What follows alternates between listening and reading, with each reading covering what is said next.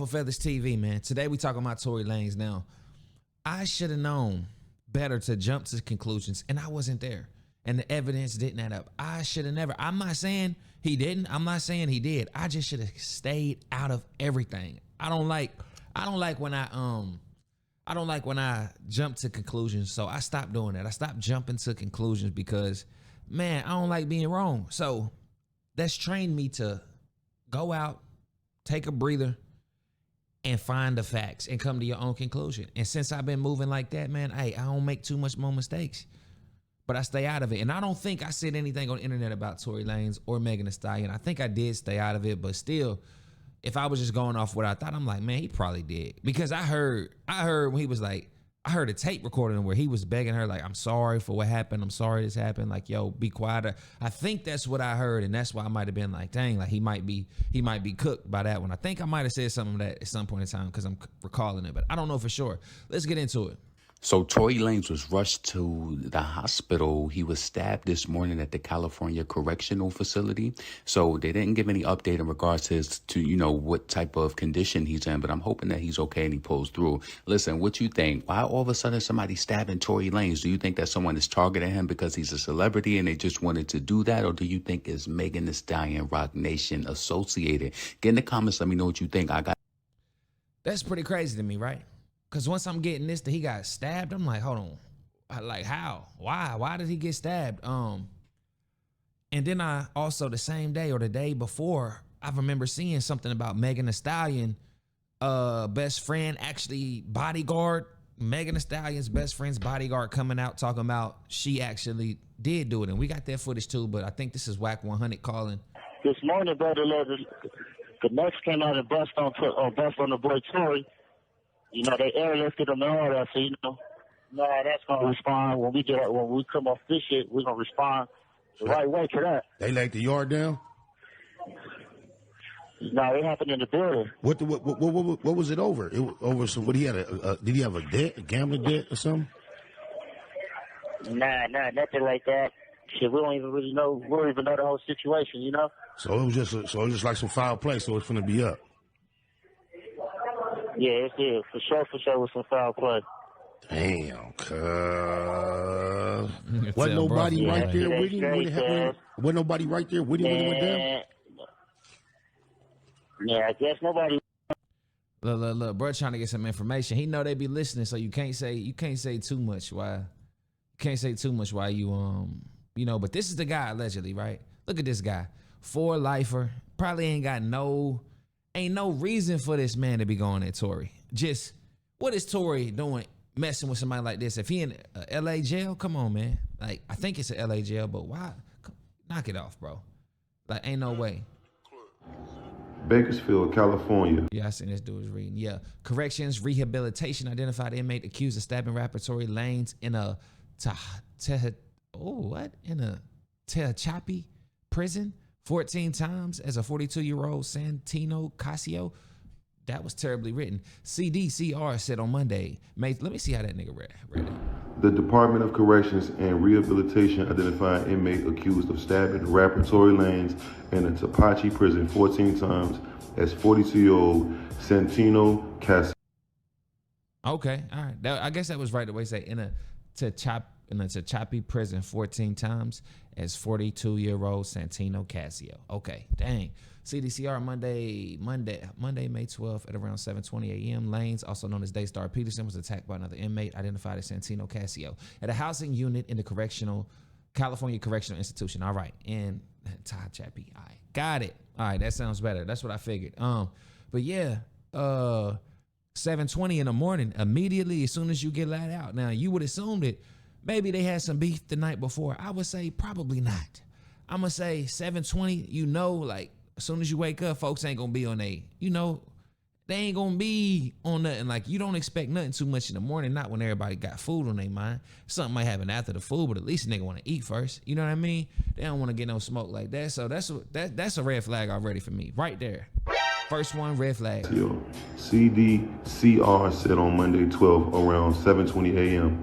Lanez, also known as Daystar Peterson, was attacked by another inmate identified as Santino Casio at a housing unit in the California Correctional Share the remote Institution switch. in Tapache. Share it. CDCR said staff immediately responded, activated 911, and began medical aid. Peterson was taken to an outside medical facility for further treatment and was in fair condition. According to an Instagram post on Tory Lanez account, Okay. he was stabbed 14 times, including 7 to his back, 4 in his torso, 2 to the back of his head, and 1 to the left side of his face. That's a hit, people. That is a hit. 1000%. That is a hit. Did you hear that description? That was a hit. 14 times, whatever. Man, come on. All that poking in different areas too. Like, come on, man. That tell me, bro, I don't know. The first couple, that's how you know it came out of nowhere. Because if a nigga can hit you how you let a nigga get close to you to hit you? That first 4 probably really got him. You know what I mean? And then the fact that they kept going after you get him 4 times, like, that sends a clear message. Make sure he's gone. Make sure he gone. It's over with. It's done. Make sure that happened. That's what I'm getting from this. That's a red flag. In the morning, I mean, what type of 14 times? What can you, like, come on, man. You got to have something nice to go 14 times. Or maybe it's a terrible shank. I don't know. Maybe it's a terrible shank, and that's why you had to go 14 times. But from like, come on, man. 14 times is I got to make sure I do the job. Bro he's in trouble.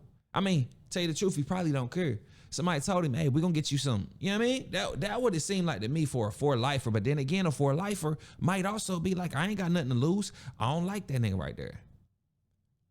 They told me who he was. Somebody, and he messed with somebody up in who I know. Back that, like, yo, something might have happened. Who knows? It can either be one of them, right? It can either be one of them. But probability wise, we probably looking more so at the setup. You know what I mean? That somebody got the call, somebody got the message, somebody got that. They wanted to send a message. You feel what I'm saying? And that sends a clear message. Let's see what he's talking about. I know y'all like, bro, shut up. Oh boy. Just when you thought it got bad, it got worse. So as y'all just heard, Tory Lanez was just get stabbed by another black dude or BI, but had to run out the motherfucking office like, bro, look, and Cali and blacks in LA. There's other places too. People actually have kind of, I guess. Because we got more stuff to watch. I don't know what he's talking about. Now this says plot thickens. Kelsey's bodyguard breaks silence. Claims Kelsey shot Megan Thee Stallion, not Tory. Says he stayed quiet to protect her. It's a hell of a favor. Not long ago, Unite the People was approached by a gentleman named Bradley James. Mr. James informed us he was working as the bodyguard and driver for Miss Kelsey Harris during Mr. Peterson's trial. Okay. As such, he was in close proximity and he had privy to conversations she was having with her husband and others. Okay. Mr. James informed us he was not under a non-disclosure agreement or a confidentiality agreement and was free to speak with Unite the People, and that he was doing it because his conscience would not let him not speak and leave a man in prison for something he did not do. Mr. James informed Unite the People that he was witness to the conversation Miss Harris had, where she stated she had the gun, she fired it 3 times, Mr. Peterson grabbed her arm and knocked it down, and the gun fired 2 more times. In essence, Mr. Peterson never shot anybody, never even touched that gun, never fired. Now, for clarity, did he just say that who is Mr. Peterson, Tory Lanez, right? That's what they talking about? Mr. Peterson grabbed her arm and knocked it down. Daystar Peterson, right? Mr. Peterson grabbed her arm. Mr. Peterson grabbed her arm and knocked it down. Knocked it down, grabbed her arm, knocked it down. And I believe he's about to say the gun went off 2 more times. And the gun fired 2 more times. That's a hell of a way to say, I didn't shoot somebody. Somebody fired the gun. I then tried to grab the gun. And the gun went off 2 more times. Like, that's... ooh, I don't know. I'm just saying that don't sound good either. That's all I'm saying. If something happening and you intervene, you grab it, you trying to grab the gun and you damn near pointing the gun at somebody else, like not even knowing it by and they're pulling the trick. I still think both of y'all is at fault. Like, I just don't think like, if she was really trying to kill, you know what I mean, Megan, then I understand that. But it just seemed crazy to me. Cause I don't know, was Megan and Kelsey, was they like really beefing that night? I don't know the whole story. So let me not even try to figure it out without knowing all the facts, right? Oh, I said you got to find everything. That's why I stay where I'm at. You know, I'm just talking from what I'm hearing. But from what this guy is saying and just said, somebody shoot, grabs hand, points it down, and the gun goes off 2 more times. I mean, it's still up in the air with that explanation. That's all I'm saying. In essence, Mr. Peterson never shot anybody, never even touched that gun, never fired the gun. This statement aligns with the statement of the only non-party witness to the case, Mr. I'm gonna tell you the truth, it could have been an accident. That's what I'm getting. It was probably an accident. Sean Kelly, who at trial testified he saw 2 women fighting, 2 men break up the fight, 1 man grabbed the other one's arm. Gunshots came from the passenger side. Passenger side is where Miss Harris was sitting. She should definitely have not walked free or been like, if she fired that gun, she gotta come. Hey, you gotta come get some of these years. Come grab you 3 or 4 of these years. These 365s, please come grab a couple and grab 4 365s for me. Or matter of fact, you really need to get 6. Matter of fact, go ahead and do 8, and I'm gonna just do these 2 and just let me out right now. This further iterates that Mr.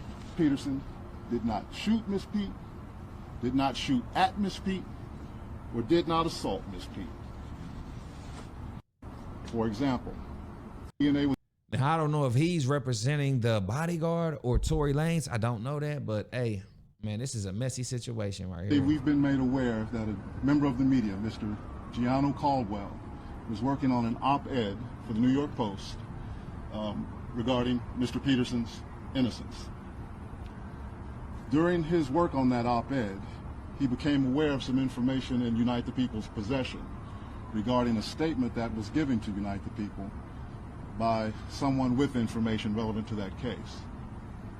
The New York Post recently reached out to the prior district attorney, George Gascon, Megan Pete, and her representatives. And all right, we got it. Same thing. We got it. All right, I don't know, but something else. I just be clicking on everything. But yeah, I'm gonna stay out of it. I'm gonna act like I'm gonna mind my business, mind the business that pay me. Now, if he innocent, come on, man, get him up out of there. If he innocent, get him out of there. We really need a guy. At this point, if that's what the bodyguard said, now we really need to see this bodyguard. We need him to come out. We need him to do what he got to do. Now, then again, if they gonna stab Tory in jail, right, buddy? You giving statements and you don't think they coming for you too? But you say you was old girl's the best friend's bodyguard. So hold on. Why would she even need a bodyguard? Is she popping like that? But okay. Let me see. Let me make sure I read that right there. Yeah. Stabbed in jail. Okay. Kelsey's bodyguard. Does Kelsey need a bodyguard? Okay, that's crazy to me. So yeah, let's get into it because that's crazy in itself. The bodyguard of Kelsey is coming out now, turning on her. I'm trying to come up with the best conspiracy I can think of about this situation, but I'm like, if I was a grimy, slimy, manipulative, and I was up here on the situation looking down, you see what I'm saying? Like being able to look down and just be playing chess with other people's like, what would be the message in all this? The bodyguard comes out of nowhere to blame Kelsey, but only did that to protect her. So you trying to protect her, but now you not trying to protect her? What made you do that? Where did that happen at? Bodyguard. And if she's not cool with Megan, she wouldn't be getting the power that Megan got with the Rock Nation and everybody, that everybody believes that this is like a Rock Nation hit or something like, yo. So I'm trying to weigh out every option. So I'm thinking about this every way I can. Like, I don't know. Her do it, but we got to figure out why Kelsey and the bodyguard's relationship has changed. That's where we need to start. We got to figure that part out. Once we figure that out, we'll be somewhere. We'll find out what we dealing with. But hey, like I said, if he innocent, man, get him out of there. If that's exactly what happened, and he just grabbed the gun to try to stop it, get him out of there, right? But if he grabbed it, if he was when he was grabbing it, if the gun went off, I'm not saying that it's his fault at all. I'm not saying it at all, but it's like the wrong place, wrong time, like, and it looks bad. And it's like Shannon Sharp dating that young girl and the scandal he getting in and what he's saying to her on the phone. It's like, we understand what's going on, but there's something that we don't, you know what I mean? To me, those are equal. It's just like, we want to believe you, but damn, you're making it hard. That's it. We want to believe you, but damn, you're making it hard. That's it. You're making it a little bit hard. But yeah, let me know what y'all think on that.